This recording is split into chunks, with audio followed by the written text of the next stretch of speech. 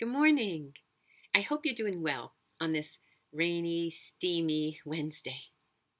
You know, some people are identified by their occupation. That's the case with our woman today.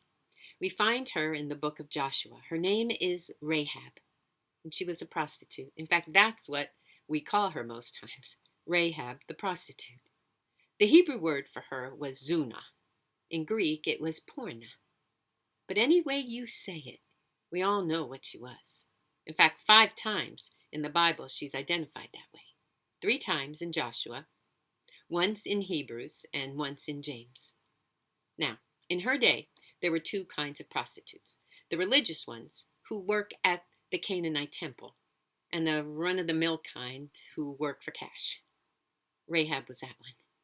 She was the sort of woman everyone talked about, but not to, especially not in public.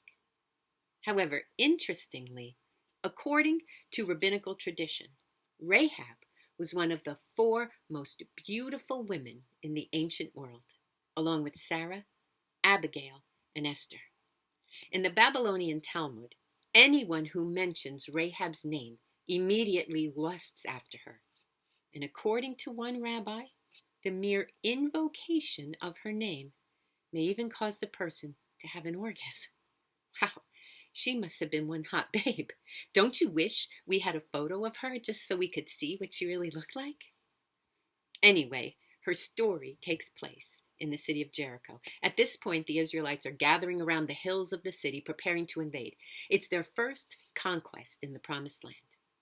Now, Rahab's house was built into the walls of the city near the entrance, a great location for her profession. And as its innkeeper, she offered food, lodging, and other amenities to the men who frequented the city. Anyway, on this day, Joshua asks 2 men to go into the city as spies and check it out because it's time to take it over. Well, by the time they arrived, they were not only anticipated because rumors had been spreading for years about the Hebrews, they were also spotted. See, the text tells us the king of Jericho sends a message to Rahab telling her to bring out the spies. Obviously, they were seen entering Rahab's house. And hearing this, Rahab faces a dilemma. She has a choice to make. Turn the men in and she's off the hook. Lie and she could die. What would you do if you were her?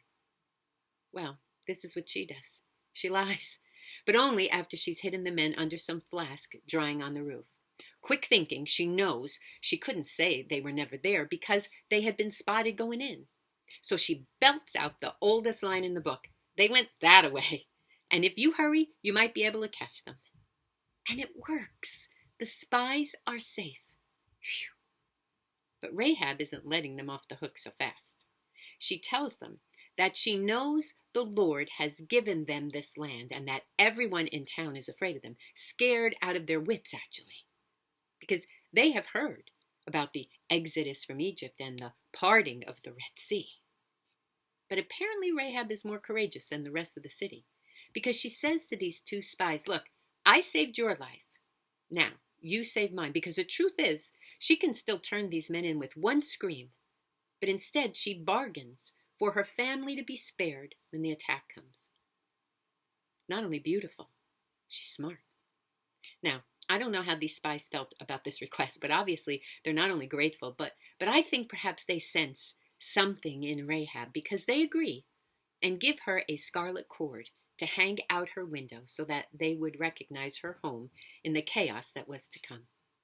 Trusting them to keep their word, she lowers them down through the back window, gathers her family, puts the out of business sign up, locks the doors, and waits. I often wonder what it was like in that house. No doubt she was afraid. Would these guys keep their promise, or would they all be killed? No doubt her family must have had a million questions. And no doubt there were folks banging on the door, wondering what was going on with Rahab, why her family was there, and why she wasn't taking any clients. Well, sure enough, after 7 days of relative silence as they held their breath inside their sanctuary, the day arrives And Joshua yells for the people to shout to the Lord, and with the sound of the trumpet, the walls of Jericho come tumbling down, and bloody mayhem erupts. And I imagine the horrible sounds of death and destruction outside must have really tested Rahab's faith. Because the Bible tells us the Israelites kill everyone, women, children, even animals, as they follow the rules of holy war in conquering Jericho.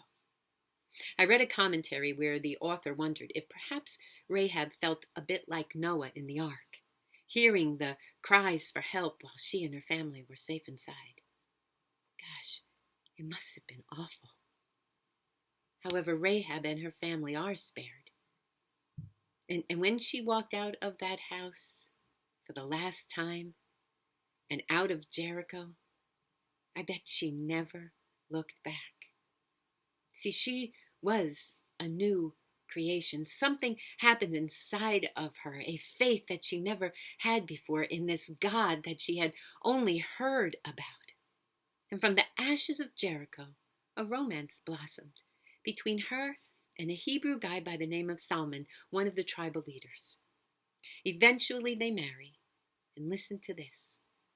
In Matthew's opening chapter, we see that from the bloodline of Rahab the prostitute comes Boaz, Obed, Jesse, King David, and yes, Jesus of Nazareth. And you know what this tells me?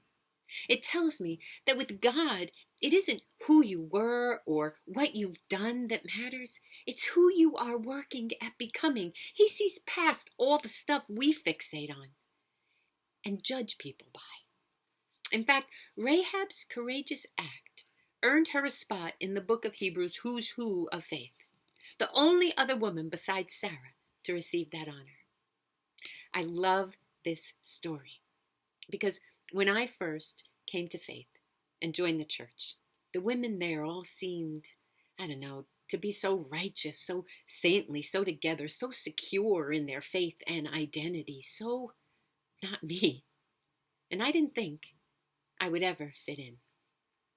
But I soon discovered I was wrong. Most of those women were like me, flawed, imperfect, insecure, struggling with issues, but wanting to be better. See, that's what life with Jesus is about. Working at becoming better, stronger, more faithful, and sometimes even taking risks for the good of God's kingdom. Actually, this story gives me hope, because if Rahab could have the courage to do the right thing, maybe I can too. And if God calls me to do something that I will be brave enough to listen and do it. In the end, because of Rahab, an outsider, a sinner, a whore, the Judeo-Christian story would never be the same. She literally opened the door for the Israelites to enter the promised land. She helped save a nation and receive not only redemption, but a place in history. Wow. Awesome, right? Now, my friends, please stay safe. Please get vaccinated and encourage others to do the same.